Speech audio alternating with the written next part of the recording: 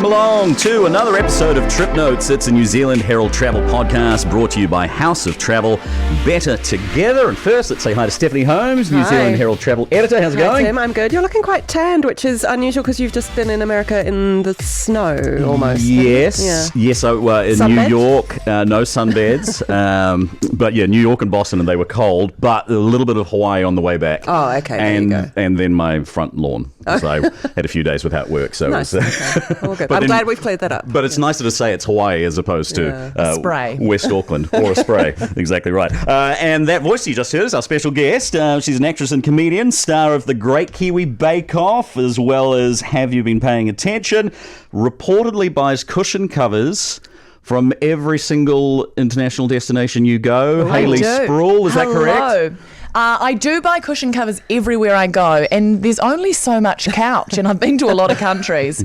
So my partner's started sort of cycling them through a bit. Oh, okay, You know what I mean? So like doing a rotate. Yeah, a rotate. Yeah. Absolutely. But the bed, like getting in the bed at night, is a real process of offloading the amount of... Is your bed like a hotel bed then with like all those pillows? Yeah. What's the most pillows you've ever had on a hotel bed or your bed at home? I reckon it's, so you go pillow, so pillow, Euro pillow.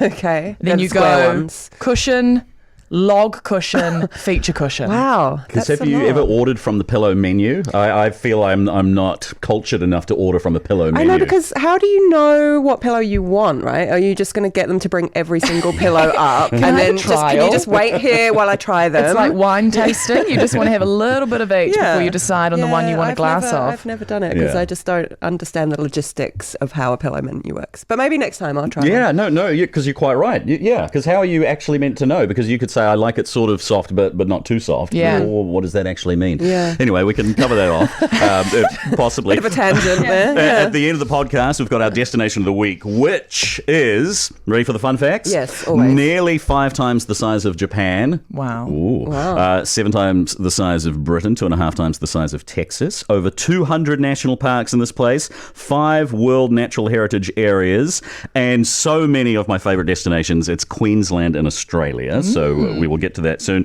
But let's... Oh, and also the travel bug section where we're going to look at lost luggage and the anxiety you get as the bag's going round and round and your bag isn't there. Yeah. But let's find out a little bit about Hayley Sproull and your travels, because you've been, as we know from the cushions, many places. I have been a lot of places, and most of it started because, I mean, this is also a weird tangent, but I'm a marching girl, and I march for this team called Lochiel, who is the greatest team in the history of marching, and we travel around to military tattoos around the world.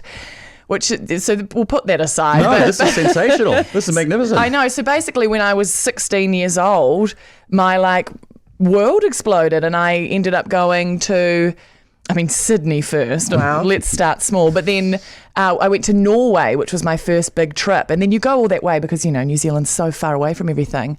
So we sort of tacked Paris and Rome and a few things on when I was young. And then I just, got the bug, and I went every year afterwards. You're I don't want to be mean, but you seem so cool. I think I am. No, don't. It's not mean at all to call me cool. So I feel like people might have a jaundiced or prejudiced idea about people who march. This is good. Yeah, I think so. I think maybe people think that marching girls are quite uptight, and like that sort of military precision thing. But not at all. We work hard, play hard. But yeah, the amazing thing about it was all these countries. I never thought I'd go to Oslo and Norway, and then I was in Basel the next year, and Switzerland and Edinburgh lots of times, and I went to Oman. So yeah, it's been like a real. It's opened all my doors. What was Norway like? So were you 16 or I was 16 in Norway. It's quite weird because I always see the countries through quite a rigid structure. So, it's all, we're there to march, we're there to train, we stay in the military barracks. So for the first, week or so that you're there, you see nothing. Like you could just be up the road and it wouldn't matter. But then when you're allowed out, it was great. Oslo was really it's kind of hip and cool. When you think about cities that are hip, like Melbourne or Wellington, that has that vibe. And we were there during the time that they were doing university graduation, and they all wear these overalls as instead of cloaks, they have these overalls that they paint and design and stuff. Yeah. And it's really beautiful, but so expensive. Yeah. Especially when you're 16 and you've got no money. Yeah. You can't even buy a salad. Were you there in summertime or winter or what was it like? I was there, honestly, it was April, so it was sort of transitioning. Yeah. And it was icy freezing at the start, but then the sun came out and it was quite beautiful. So it was sort of, it didn't know what it was doing. And so did you go to Scotland for the Edinburgh Military Tattoo? I did. I've been to the tattoo 3 times, performed there. Okay, what's that like? Again, like a very cool. Edinburgh is one of those cities that you arrive and you go, I reckon I'm going to move here. Yeah. You know, and then you think about the weather and how pale you'll be, and you think, not for me, maybe. But yeah, Edinburgh is gorgeous. I love like the gothic feel of the city, and the tattoo is amazing. Like performing in front of 9,000 people a night is my dream come true. Yeah. But we get to see, because we're there for longer. The tattoo runs for a month. You get to see a lot more of the city, and we get lots more time off to go and shop at Primark and go down the shopping strip and the castles? Amazing, yeah. I mean, we march right in front of Edinburgh Castle. It's our backdrop to our display, so it's kind of overwhelming when you see it. Yeah. And have you been there for the Edinburgh Festival as well? I have, yeah. I did Edinburgh Fringe in 2014 and I did Edinburgh Festival in 2015. And it's so busy. I mean, August in Edinburgh, I almost feel like saying to people, unless you want to get amongst the arts, like don't go, because the streets are like, you know, it's like lining up for a gig, but that's just the street. Like it's so busy. So August is kind of difficult, and they're like, it's summer, and you're like, it's like 19 degrees and grey, which is my only qualm about Scotland. Yeah, it's just the atmosphere in August though must be amazing, with all the kind of creative buzz around and all the people there to do cool things. People from everywhere, like from all around the world, just in the same spot doing, you know, following their passion. It's absolutely amazing. And the thing is, they set up all their like gardens and stuff to make, you know, bars and tents and performance spaces. So like it's pumping. And Edinburgh Fringe, like you can have a show on at 10 in the morning or 3 a.m. in the morning. You know, it's all day, all month. Yeah. And then there's, aside from all that, you've got, Edinburgh is famous for the haunted history. Yeah. Yeah, people like, as far as internationally, haunted tours in Edinburgh are like the biggest. I did one and it was sort of silly. I will admit, it was a bit silly. They kind of, you know, try to spook you and stuff. But I will say there's the Edinburgh dungeons, where it's kind of the same. You go in and there's actors performing and they give you frights and stuff. That was really fun. Yeah. And they take a picture of you mid-screen. I don't think I'd like it. Like my worst nightmare is that someday someone's going to trick me into going to Spookers. Whenever there's like a mystery party, I'm like, I'm not going in case it's Spookers. Truly so that terrifying. kind of thing would upset me. Even though you tell yourself it's not real and they can't kill me, in the moment you just lose control. I feel that. It is terrifying. Yeah. But that, you know, like the good thing with the Edinburgh dungeons is that it has such a rich history, whereas ours is just like scare tactics. But it was an old mental hospital, wasn't it? Spookers? Yes, I'm the same. I mean, I went to a theme park in Vancouver, and there's just an unhaunted theme park in Vancouver, but they had that Spookers house sort of thing. Yeah. And absolutely, and Michael Bolton was singing, and that was well, fun. that's scary enough. Yeah, terrifying. How can we be lovers if we can't be friends? And then I saw Bolton, and then I'm going through this house, but when the people jumping out at you, it's alarming, even though you know it's all fake. Yeah. So Spookers, there's a bit of history. Yeah, I guess. I haven't actually been to Spookers, so maybe that's where I'm going to go on my next trip. It's just out to South Auckland, 30 minutes away. A short break is as good as any break. Yeah, absolutely. What kind of traveller are you? Like, what's your favourite way to travel? Do you like to go by yourself or with friends or your partner? Or I've done all of those things. I started travelling in large groups. My team generally is about 20 girls strong, and then we've got the coach, the managers, and then I travelled with my family afterwards, and then I've done travelling with my partner. Travelling alone was truly incredible. I absolutely loved that.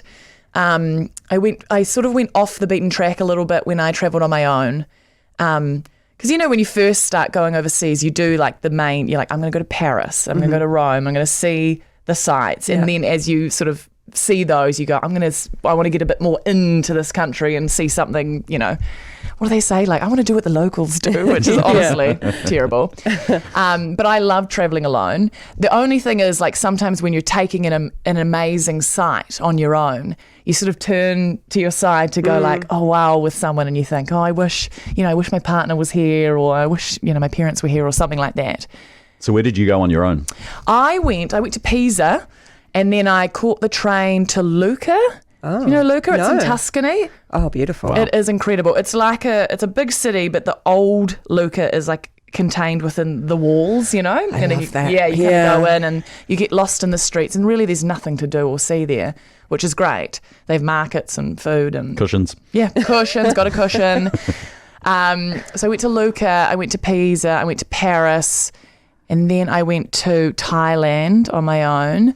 Went to a place called Hua Hin, which is, again, it's what they say it's where the Bangkok locals go for a holiday. Yeah. Well, that's the old royal retreat. Yeah. And you turn up and it's honestly quite a grubby place. And you sort of, you know, when you think about a beach holiday, when you think about a holiday in Thailand, you think of, you know, what's the Koh Phi Phi, you know, like where the beach was Leo. filmed. Yeah. And this place is not that. It's honestly just another city. But you do fall in love with it. It's charming, and it's got this sort of long, wide beach, which reminds me of like the Kapiti Coast. You know, it's not like beautiful tropical, but it's like just a big beach. And I went there, and it was, just gorgeous. And the people are lovely. And there's not a lot of tourists, which is funny because I'm a tourist, and I'm always like, where aren't the tourists? Because I want to go there. Well, you don't want to be surrounded, like you're going away because you want to experience something different. So you don't want to be surrounded by Americans. I wasn't going to say that. But honestly, let's all admit it. It's the Americans and their fanny packs and their cameras around their necks. Shout out to all our American listeners. Hi, Hello, guys. American listeners. But, well, no, I remember being on Khao San Road, which is the most touristy backpacker road in Bangkok. Yeah. And there was a guy who was dressed in your Thai tourist garb. Yeah, I know it. And he was walking down Khao San Road going, there are too many tourists. I came here to get away from the tourists. I'm like, you've come to Khao San Road. Yeah. Like, if you want to get away from the tourists, don't go to the single most touristy road in the entire country. That road is like more Australian than Melbourne. Do you know what I mean? Like it is so. Yeah, you've got to try to. I think you have to tick those boxes, and then you need to look a bit further afield, you know, and explore. Yeah. Like that's for me and my partner. We love Thailand. I think we went to. This honestly sounds like I travel a lot more than I do. I'm like, we went to Thailand 3 times, but we went to Bangkok 2 times in a row, and we sort of thought like we absolutely love it, but wanted to explore, you know, Thailand a bit more than, like you say, Khao San Road, which is, you know, very busy and full of tourists. So last year we went to Koh Lanta, which is It's crabby. yeah, and it's kind of it hasn't quite taken off yet in terms of, like, it's not super crowded like Phuket, but it's gorgeous and absolutely like lovely. And we went during monsoon season, and we had scorching hot summer days with no rain the whole time. But because we were there during monsoon season, there was no one there. Yeah. Like we had the like resort to ourselves, we had the street, the restaurants to ourselves. And I guess it would have been more affordable at that time as so, well. I mean, Thailand itself is affordable, but this was like half of what you'd pay in the summer months. Yeah, that's a good tip. Yeah. I mean, the only thing is, like, a lot of things shut down, but there's still enough around to make it worth your time, you know, massage places and food. I think it's important for people to research, because there are different monsoons like in different parts of right across Asia. Yeah. And so some monsoons are like that, where actually, good deals, you might have some rain, but it's probably going to be okay. Yeah. Whereas, you know, like the south of India, parts of Sri Lanka, if it's the monsoon season, don't go. Get out. 'cause it'll just rain for weeks on end. Yeah. You know, but Thailand's not like that for that coast. So, yeah. I feel like I've always been lucky with weather and travel. You know, you hear some people go like, oh, we booked a Fijian holiday and it, you know, flooded with rain. And I've never experienced that. Have you guys? Yes. You bring the sunshine. I do bring the sunshine. Look at today. Travel with you next time. Yeah, I know. Yeah. One thing I did want to ask you is, so I kind of wanted to find out a few places that you've been prior to the podcast, so we knew kind of what we were going to talk to you about. And one of your picks was Dargaville. Yeah. Now, Dargaville. I've only been to Dargaville once, and no offense to anyone in Dargaville, but I think it was closed when I was there. So No, that's it. That's it in its most thriving state. Why do you love Dargaville? I love Dargaville because that's where my family comes from on my mother's side. So my mum was born and raised in Dargaville. She'll be like, don't tell anyone, but she was born and raised in Dargaville, and my granddad still lives there. And so we go up there, you know, a few times a year and visit him, and he is just a lovely man. And so I just think about that place as him. And it's like a warm, quiet, very quiet town. With beautiful, like villas and gorgeous houses, because no one wants to live there. Like they're cheap and they're great. But you're close to some good stuff, like Kiwi Lakes is not far. That's very beautiful. That's why we were going through, because we were going to Kiwi Lakes. Yeah, I was going to say why we're going to Dargaville, because Dargaville, you don't have to go through it to get to Kiwi Lakes. Anyway. I always think of Dargaville as a destination. It's not, you don't really, you don't drive through it and go, I think I'll stop at Dargaville. Do you drive through it if you're going up to the Waipoa Forest? So if you're going to see that's where we were going. The kauri trees, Tane Mahuta. Yes. Honestly, do you know, every time I drive up there with my father, he always drives past the Kauri Forest Museum and goes, that's a bloody good museum. And I really did. You're so passionate about the Kauri Forest Museum, but apparently those trees are exciting and it's a good museum. Yeah, and it's so upsetting that we chopped 98% of them down. So you go into, like, it is a really good museum, but it's also kind of heartbreaking. Because they're the most beautiful trees. I mean, my favourite trees in the world. And we literally only have 2% of them left. Yeah. Humans suck is the moral of that story. Yeah. We really do. The other thing about Dargaville is, I mean, I think it would be a hot town if the river wasn't brown. It's got that... That's the new catchphrase. There it is, yeah. It would be a hot town if the river wasn't brown. But it's got that, the huge river. It's, all the houses look out over it, but it's just muddy brown because it's got that, whatever the stuff is underneath. Sediment. Yeah. It's not filthy or dirty. It's just brown. And if you think about that being like a crystal blue, gorgeous thing, it'd be a holiday destination. Maybe some people love the brown rivers there, the brown river, so it appeals to the locals. Yeah, it does. It does. It appeals to my granddad. Oh, bless him. Where's your dream destination that you haven't been to yet? Dargaville. Beyond Dargaville. There's so many. I'd love to go to Egypt, just to sort of take in those sites, that you've grown up seeing and you can't believe, even though when you see the photos of them, they're right next to a big bustling city. But I'd love to see the pyramids. I went to Delhi when I was at university to perform a show over there, New Delhi, and I got the India bug, but not that bug. I fell in love with India and I always talk about it. But when I tell people that I went to India, they're like, oh my God, where did you go? And I'm like, New Delhi. And they're like, no. So for me, I'm like, that's next on my list is exploring India a bit more. Yeah. Well, if you did New Delhi, I mean, if you were able to survive New Delhi. I did. Because amazing history, amazing architecture, but also some of the greatest poverty in the world. Yeah. And some people say it's the most polluted city on the planet now. But if you were able to go there and love that, then the rest of India will be a breeze. It's one of those countries, and there's so many that you go to that the poverty and the wealth are side by side, and it really highlights them. You're driving past these incredible, gorgeous, elaborate buildings, and then there's, shacks and beggars and right next to it, and that's always, Fiji's like that, Thailand's like that a bit, and you sort of go, does make you uncomfortable in visiting and being kind of a prick and like leeching from their can I say prick? Like leeching from this beautiful country when these people are so in need. But yeah, I think it's good to look at those things because it's not so prominent in New Zealand, or it's easier to sort of and you can do good from. You can do good when you're there as well. Yeah.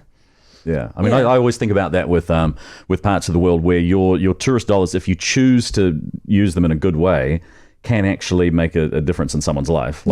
Like a prosthetic limb in Laos is about $40 US. And that will fundamentally change someone's life. I know. So for us, we could donate even a small amount of money like that, and it will actually, help someone. I know, and I think that's important, especially if you're someone like me who's had the privilege of being able to travel so much, is you don't want to just keep going and, taking their cheap cocktails and then going home. One thing that my partner and I got into last time is we went in Koh Lanta. There's an animal welfare centre that's quite well known in Thailand. It's really prominent and they do great work. And we went and visited them, and you can go there and stay and help the animals and stuff. So that's what we're going to do next time because it's amazing. And it's like you say, it's like nothing to you really, your time and maybe a tiny bit of money, but makes such a difference for these people and the animals. And yeah, it feels good. All right, let's get to the travel bug section of the podcast before we do the destination of the week.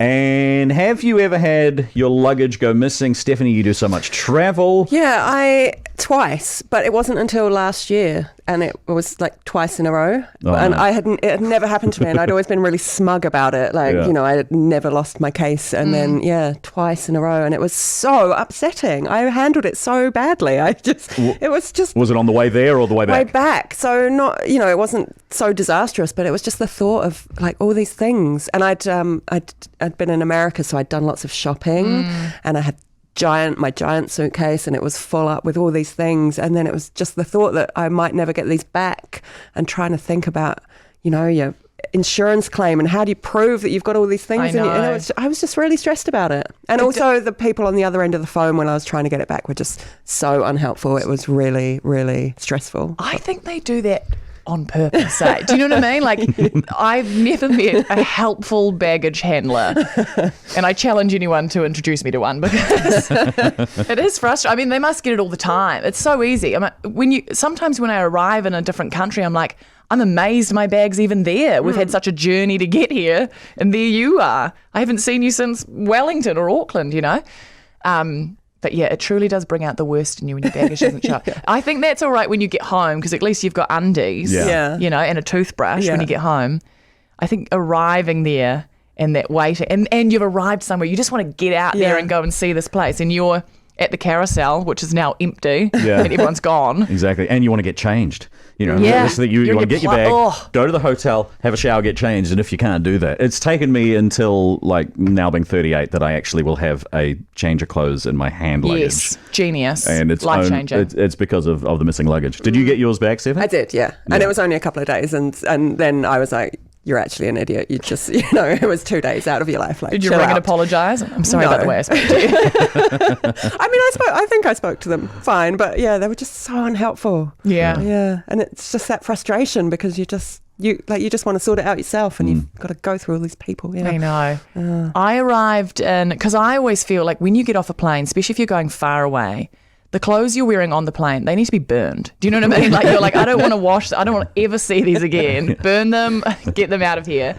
But I arrived and I went to Oman last year to work with the military because of what I do for marching. And I was with a friend over there, and I arrived, and the what is it, like layover in Dubai was something like 45 minutes, and I wow. knew because of that, and my plane was late, so I ran, and I knew because of that my bag wouldn't make it. I was like, there's no way you're offloading it and putting it on this plane. And lo and behold, I turned up and there was absolutely nothing. And I mean, I don't need to tell you, the Middle East is hot. Like, it was super hot when I arrived, and I was in, you know, pants and a t-shirt, which was too much clothes. Yeah. And mine I didn't get it for like 3 days. Oh, no. Yeah. So new wardrobe. Yeah, and my friend who was there, she's tiny. Like, I would not be able to fit into her clothes. And I can't even remember what I ended up doing, because we were staying at this like military, at the officer's mess. So there was nowhere to go and buy a pair of undies. And finding like undies and bras and all that kind of stuff in Oman is quite difficult. And I you don't can have a car. imagine. Yeah. Did you just end up wearing a military uniform for No, 3 I days? think I just did the old hand wash and hung yeah. around Oh, nude no. while I waited for it to dry. Oh, but that's the horror story of people who use the kettle in hotel Oh, rooms no, and yeah. boil their their undies. clothes. It's like, Oh, God. and I heard that story. It's like, oh no, I can never promise have a you cup I of didn't tea. do that. though, or I is don't that know. just like? Have you ever met anybody who knows for sure that that's happened? I've spoken to people who are certain it happens, which is not quite the same thing. No. But it stopped me from having tea in my hotel room. Yeah, no. Boiling your undies, Yeah. it's terrible. In the kettle. It just sounds dangerous as well. Yeah, it does. How many hotel fires have started that Yeah. way? Yeah. I feel like water, fabric, and electricity is like not a great mix. Other than missing clothes, what do you think of Oman? I loved Oman. I think the one thing we said there a lot was Oman. Like, Yeah. because they run at a different tempo there.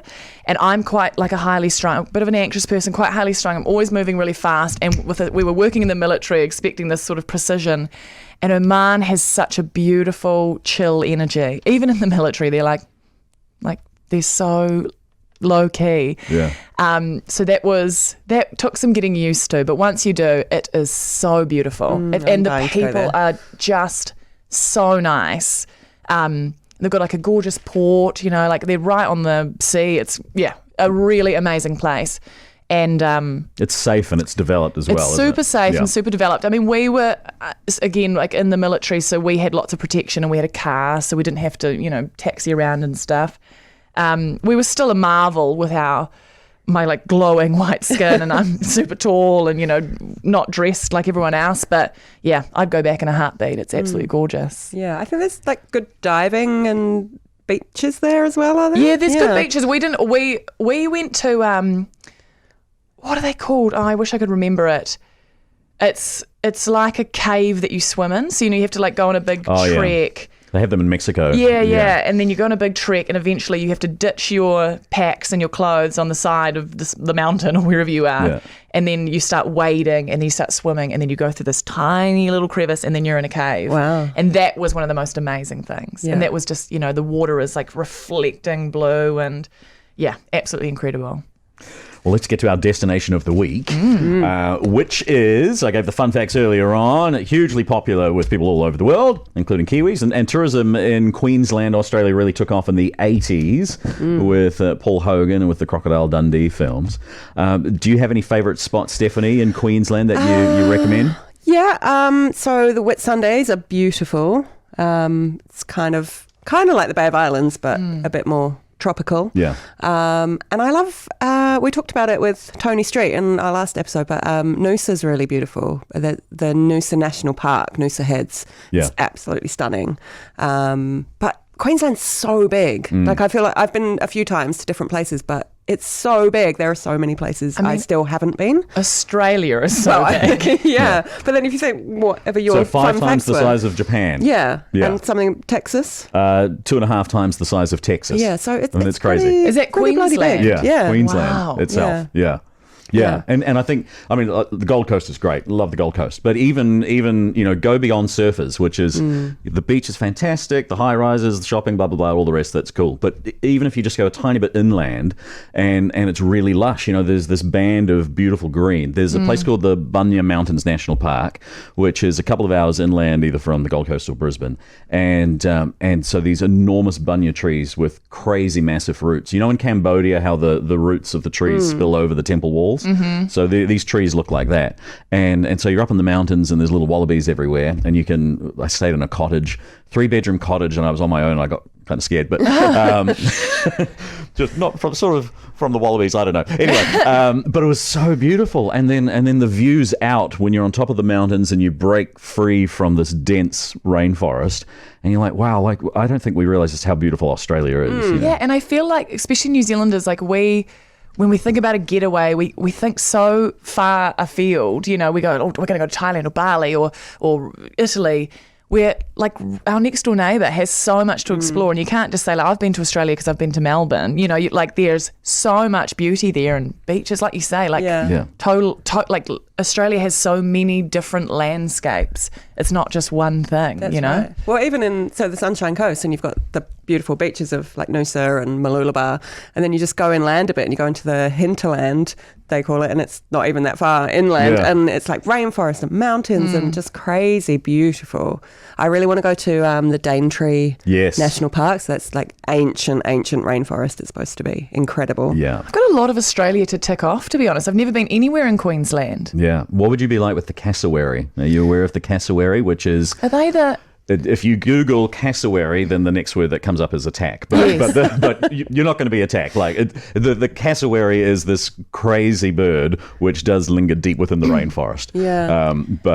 Just keep an eye out for the cassowary. But the rainforest Daintree is one of the oldest, most biodiverse on the planet. Yeah. I love that there's a crazy bird in Australia when you're already worrying about crocodiles, snakes, spiders, and now there's a psycho bird after you as well. The cassowary. What about the outback for you two? Does that appeal? Yeah, definitely. Going way deep into the outback. Yeah, because I've been to Uluru before and Kings Canyon, so that's Northern Territory outback, and just loved it. And I never thought I would, because I'm a real water person. Like I love being in around the water. But yeah, there's something about being in the desert and being just miles from anywhere. And yeah, I'd love to see it. I do have that. I get that feeling as well of like feeling a bit landlocked, you know, when you're like, where's the next ocean? Just because we've had the privilege of growing up where an ocean's always, you know, nearby.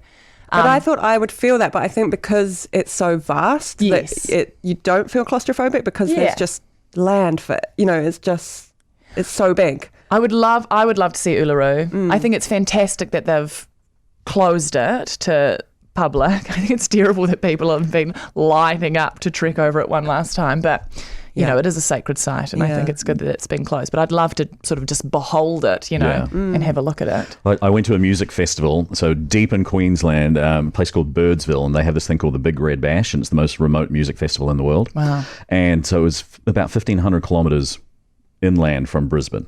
Luckily we flew, but you can drive and it takes several days. And so it's this tiny little dot of a town, and they serve camel pies, and mostly it's just desert, and then you've got these amazing sand dunes, but then the rain will randomly fall like once every few years, and then it becomes kind of vaguely lush and green again. But the amazing dunes in the desert, and John Farnham singing You're the Voice, and I'm like, this is so... Could this be more Australian? This is so Australian, but so surreal, you know. There's a place called Yulo, which is really a village of 100 people. This one was 800 kilometres inland, and I was having a mud bath at this little place, beautiful mud baths where you look at the stars because there's no light pollution at all, and it's so surreal. And there's another place I went, and I recommend this Bonus Downs farm stay. So the farm is 13,000 hectares, so it's 1.5 times the size of Waiheke, and that's just this lovely old couple's farm, and you know, and you stay in this beautiful old homestead, and it's like it's really so beautiful and so different from New Zealand. One of the things I've always wanted to do is, my uncle is an outback trucker, like he drives the overnight trucks across Australia. Like that TV show. Yeah. He's not on the show, but he would be good talent. But I've always thought I'd love to like jump in the truck with him and just drive, because he just drives for hours and hours and hours and hours. I mean, we could drive the length of New Zealand in a day, you know, and it would be, we'd get from the top to the bottom. Could we? Yes. Not quite, but almost. Almost. Yeah. All but. Yeah. I suppose you get on the ferry, don't you? Yeah. Plop around there. But for effect, I hear what you're saying. Yeah. Whereas like for him, like that's like one day would be just a tiny bit of his journey. You know, it takes ages. He's on the road months at a time, just driving in his truck with his music. He said he loves it. Yeah. He loves his own company. So I'd probably ruin his ride and being like, Uncle, I'm going to come along. You can go in the back. you got to look out for the kangaroos. Morning and night, or dusk and dawn is when they are on the road, and they eat, because when the rain does fall, the rain falls off to the side of the road and makes this small little patch of kind of nice grass at the edge of the road. And so they come out dusk and dawn. So that's when you have to be really careful. And I feel like you'd really feel that, wouldn't you, if you hit a kangaroo? They're ginormous and so strong. Yeah. But then, you know, all the crazy little Aussie pubs, you know. Because there's one in Birdsville, isn't there? Yeah. Like, and it's just famous old middle of nowhere. Pub. Yeah. And one in a place called Nobby, and I'm sorry, there's a place in Australia called Nobby. with this great old pub full of memorabilia, and it's Nobby's going on my list of where I want to go. But the people are such characters too, you know, the wide brim hat and then the dangly corks, and you know, and they don't really have the corks. Come on, I've seen it. Surely not the corks. What does it do? Get rid of the flies? Yeah. I think they're just doing that for the tourists. They're like, Possibly. Here comes one, put the hat on. Get the corks on. That's right. Hey, so quick word about your shows, because I mean, you don't have a show. You've got shows. I do have shows. The two that are on at the moment, Have You Been Paying Attention, which sort of runs almost every week. That's on Wednesdays at 7:30 on 2, and it's great. Every week we get a new panel of comedians and come and, you know, riff on the news basically and have a good time with it, which is great because the news isn't always fun. And of course the Great Kiwi Bakeoff is on at the moment, and people are loving it. It's fantastic. I don't know what I love more, when they have a success or when they have a big fail. But that's on Sundays at 7 on 2 as well. I'm quite sad you didn't bring any cakes for us. Yeah, I know. Do you know what everyone thinks that? I'm like, guys, I'm not a baker. I just host the show. And also, you wouldn't want to eat that. It's bad. Okay. I'm bad at baking. Okay, all right. I'm a cook, not a baker. But gosh, you're multi-talented. I mean, with the marching and then obviously stand-up comedy too. Yeah. Yeah. So what does the next year have in store for you? You know what? I'd love a repeat of this year. The thing that's great about my job is, I get to do a bit of comedy, a bit of hosting, a bit of acting with Golden Boy that's on 3. I get to do it all, live theatre. It's like I don't ever want to just do one thing. So next year I'm making a new show. I'm touring with a company show, doing Have You Been Paying Attention? Hopefully Bakeoff comes back. It's going to be busy. Yeah. Do you get a break for Christmas? I mean, I do get a break for Christmas, but I have to be honest that my job is so fun. I mean, it's hard work, but it's so fun that I probably don't crave a break in the same way that people who aren't passionate about their job do. So I do get a break, but I also really love going to work. Yeah. I'm not just saying that so I keep getting hired. I love my job. TVNZ, I love my job. Well, thank you so much for being on thank you. Trip Notes. Thank you for having me. Yeah. I love talking about travel, and it's got me. It's got the bug fluttering again to pop back overseas. Yeah. Yeah. Excellent. Well, all the best for next year. And Thank you. Take care.